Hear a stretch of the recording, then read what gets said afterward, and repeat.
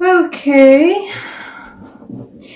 You know, for this, I think it was called the Shadow Visions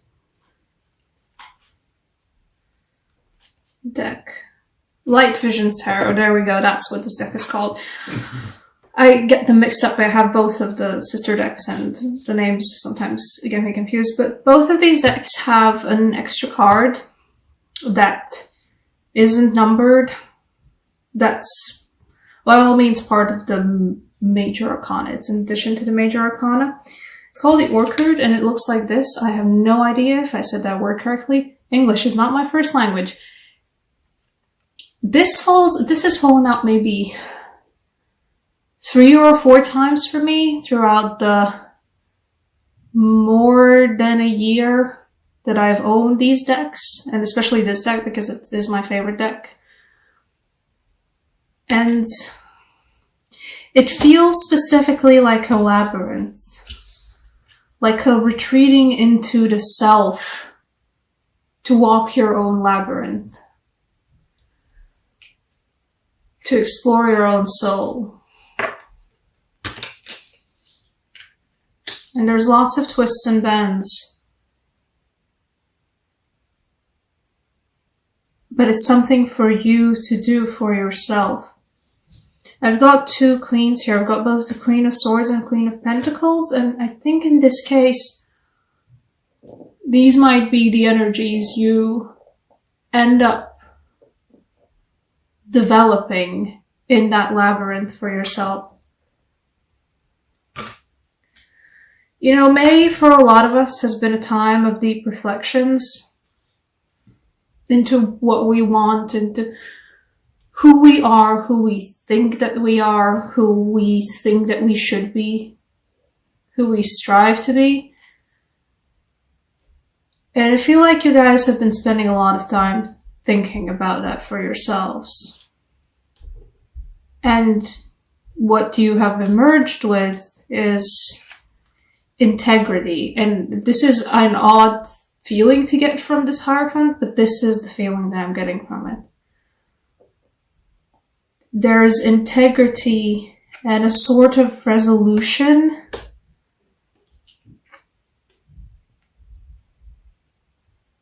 to not get embogged in this 4 of Chalices energy, because 4 of Chalices can be a very good card for some situations, but in this case it feels like it's nice to be there occasionally in the 4 of Chalices, but it's not great when you end up growing moss over yourself because you've been in the 4 of Chalices for so long. There's renewed integrity in you guys with the Hierophant.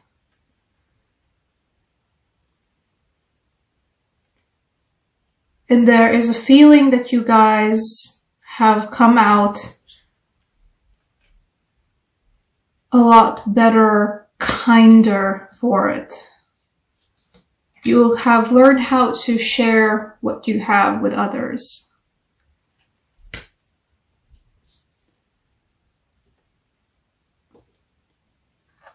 And you've learned to occasionally just...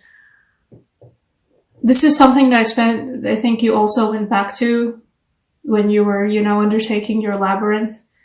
There's no Minotaur at the core of it. It's just you and your labyrinth, you know.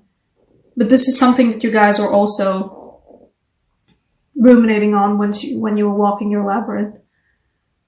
Your childhoods and what you had there.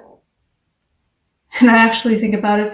I have a Gemini rising sign myself, and I don't usually feel it as hard as I do, but this reading is kind of meshing with my own personal May/June as well. So thinking back on your childhoods and what you actually, from that, what you want to grow for yourself, for your future. And this is already solid. This is not thinking about something in the past. This is building something solid for the future. So a very important inner journey. You know, there's a lot of mythos about, and, you know, Jungian psychology and everything about that, about going into a dark cave where you can't see, hear, feel anything, hear anything, where it's just reflecting on who you are as a person. And you have to go into that cave and you have to stay there. You have to not go mad there, and then once you head out, you are a far more solid, it's a weird expression, but that's what it feels like. You're far more solid in, you know who you are, in your self-identity, in who you actually are, not just who you want to be or who you imagine yourself to be or who others imagine you to be. This is strength in knowing who you are, no matter what anybody else thinks about you. And you guys, this is good. This is always good, especially after you've been going through either a period of tumultuousness and uncertainty, or also when you've just been growing moss over yourself because you've been stuck a little bit in the four chalices. So I'm really happy for you guys, actually. I feel like an angel card for you will do you some good. Let's see.